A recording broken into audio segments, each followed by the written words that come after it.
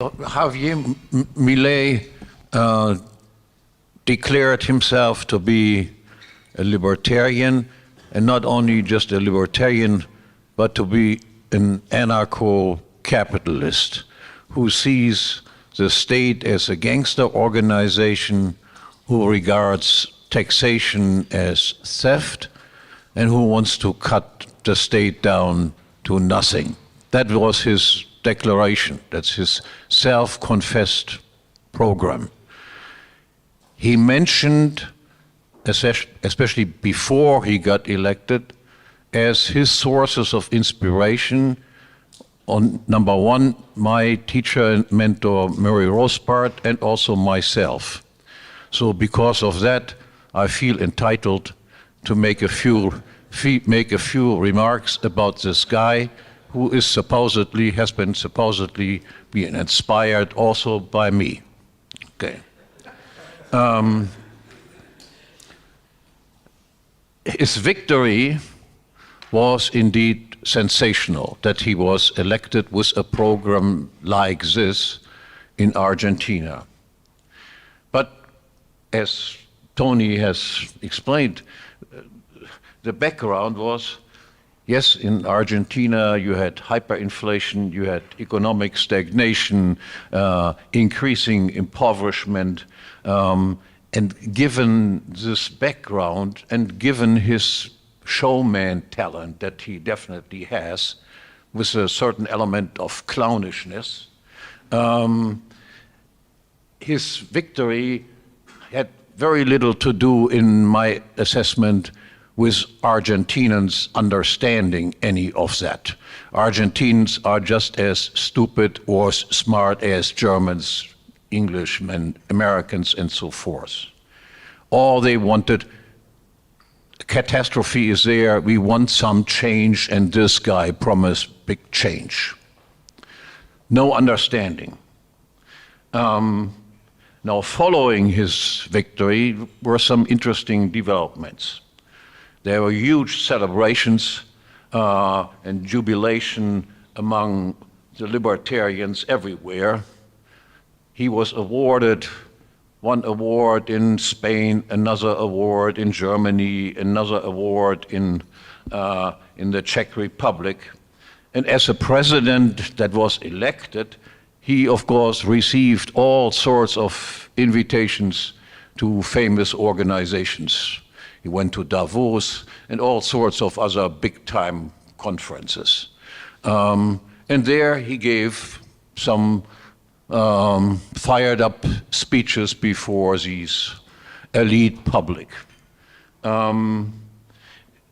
These people listened to his speeches, but you can be pretty sure that went into one ear and went out the other ear immediately. Among the libertarian peanut gallery, there was, of course, huge excitement about it. Did you ever imagine that a guy like this would give a speech like that before an elite public? There was nothing special about the speeches. Speeches like that have been given thousands of times in better way by other people. The only difference was it was a different audience. Of course, they would never invite me to Davos to give a speech. We can wait for a long time before that happened. They never would have invited Rothbard to give a speech like this. But of course, I could have given a speech like that easily too. Rothbard has given hundreds of speeches like this. And I will explain in a few minutes why I think the people listened to that but didn't really care much about what he said. Also, thinking back, I have not checked that. My impression was that during his campaign, he appeared more of an anti-statist, and during his speeches that he then gave as president, the emphasis was more on he's being an anti-socialist, not so much that he is an anti-statist. But I have not checked that. But there was a slight change in tone and emphasis. The whole thing reminded me a little bit of the hoopla that you had when Obama received the Nobel Prize before he even had any chance to go on killing people, murdering people, and so forth. Now, of course, this was in the opposite direction. But again, all the prizes were awarded before there was anything to show for. So in that sense, I thought there was a certain revealing parallel between the Obama phenomenon and the Milei phenomenon. So now there's obviously a time for evaluation.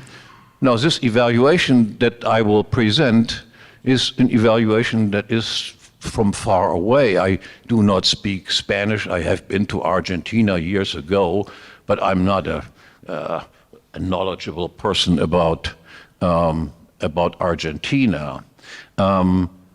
Obviously, like all libertarians, I was excited about that whole thing. I thought, great, wonderful.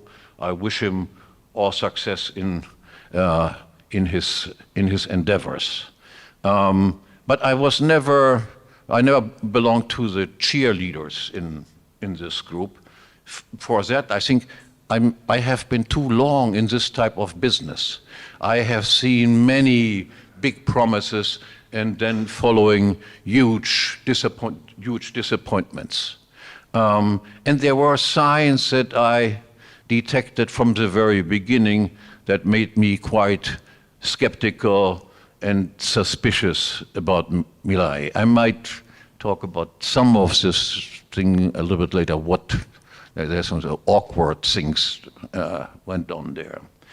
Now, if we look at his accomplishments, first, internal affairs.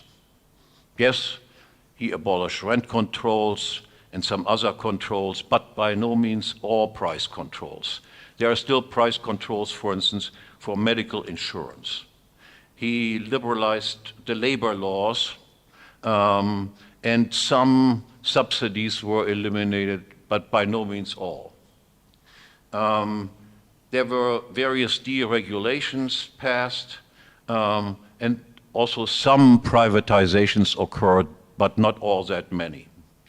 Some politically correct ministries were closed, but a large part of the personnel was simply shifted to other departments. Yes, there was a certain number of people that were dismissed from public service, but by no means all. Many were just shifted from one outfit to another outfit. Some taxes were lowered, but other taxes were raised, for instance, on fuel and on imports. And there were also some taxes even newly introduced. And remember, taxes are theft in terms of Milei. Government budget, yes, has shown a surplus, but the surplus has not led to a tax reduction. The surplus remains in the hand of the government, is further spent by the government. The balancing of the budget was not only achieved by cutting expenditures, but it also was achieved by raising taxes. There was also no such thing as decentralization of power, which is a very important ingredient of the libertarian outlook. You give more power to the provinces, to the localities. No, his program is centralize the power and limited the autonomy of the various provinces that exist in Argentina. So the verdict for the internal policy, my verdict would be, that was all good, all nice, I am all in favor of that, but that was hardly earth-shattering reforms, more in the line of, let's say, Reagan or Thatcher, but in terms of the program of an anarcho-capitalist, no big deal. Then we come to monetary policy. That's even more important. Now, Milei promised that he would abolish the central bank. He realized that the greatest power that governments have is the monopoly power over the production of money. If they don't have that, then they would have to rely only on taxation. And if you have to rely only on taxation, then it is very difficult to come up with the necessary money to do all the government spending. Now, remember also that Ron Paul, whose program in the United States was far less radical, at least as far as the talking was concerned, he realized that we have to end the Fed. That's the most important program, end the Fed. No, the central bank is still in existence. Inflation is down, but annualized, as Tony said, is still 250% or something like that. So this is an enormous inflation. Even though cutting inflation is not all that difficult, you simply have to cut down, to close the central bank and print no more money, then you get the inflation down in a week. So central bank is still there, inflation is down. In recent months, we have already seen, again, a rapid increase in the money supply. So the printing of money by the central bank goes on.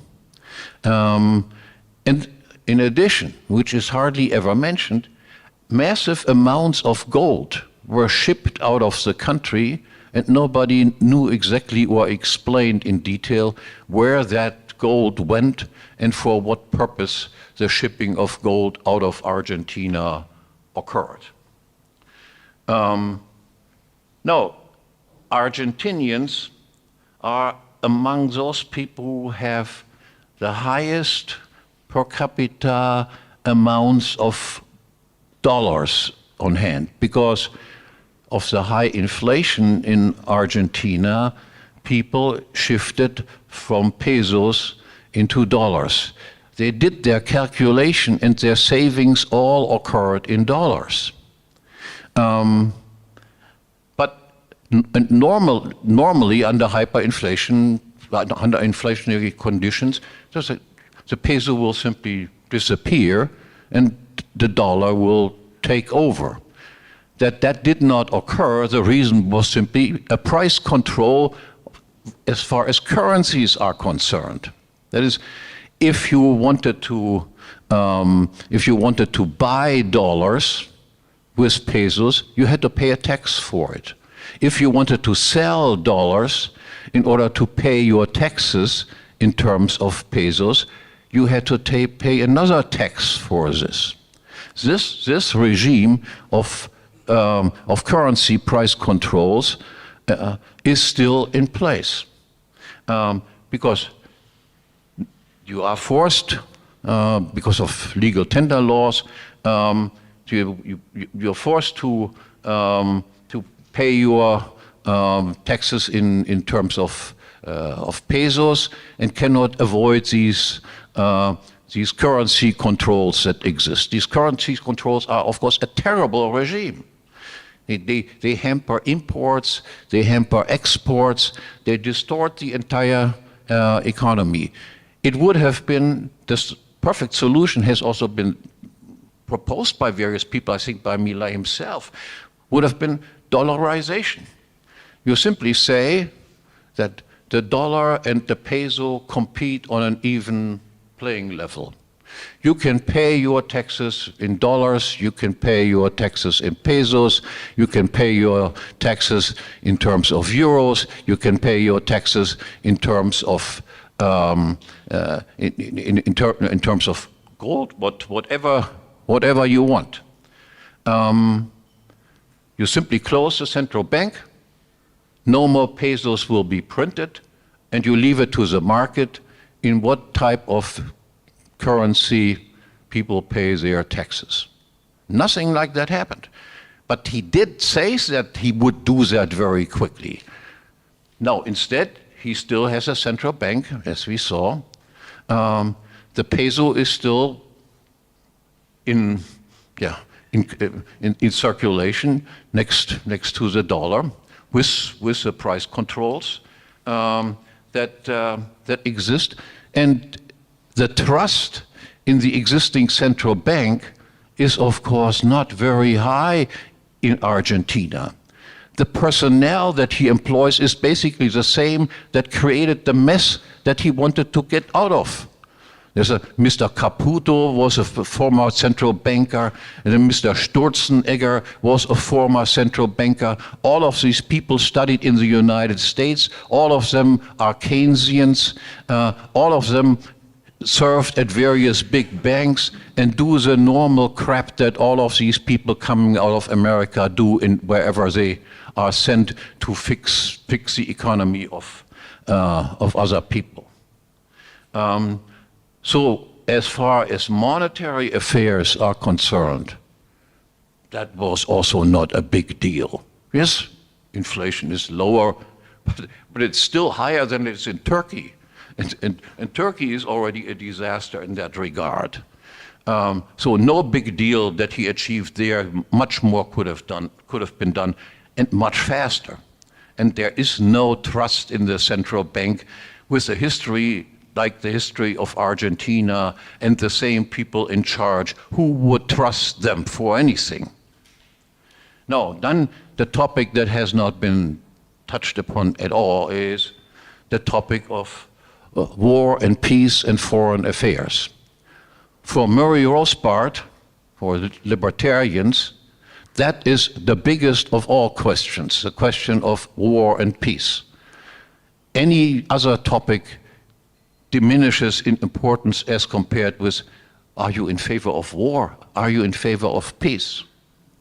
No, the traditional view of libertarians, again, represented, for instance, in this regard by Ron Paul, for instance, is we take a position of a neutral country. We do not interfere in any other country's affairs. We are aware of the fact that when we look at the world, we have to be revisionist historians. We know that we are told wrong history by our rulers. Now, Milei's worldview strikes me has about the same sophistication as that of an American high school graduate.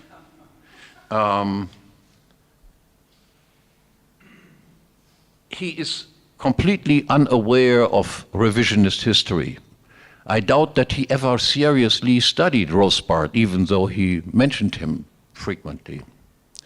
And because of that, he is not considered to be a threat by the elites. Because in foreign policy, he is just a nice boy following along the main lines. The indications. So first, he does go to the IMF, International Monetary Fund, and instead of repudiating the debt, he now says, no, pacta sunt servanda, I have to just pay up to the contracts that we made. But these are not contracts. The government bonds are paid back by taxing your own population. So this is not, you don't have to keep contracts like this. These are no contracts. So they should have simply said, stupid that you are, you bought all of these government bonds, you will not get repaid. There is also no obligation of the government to repay debt to its own central bank that creates money out of thin air. This has to be simply ignored. The central bank does no longer exist. You don't care about it. You don't pay any foreign debt whatsoever.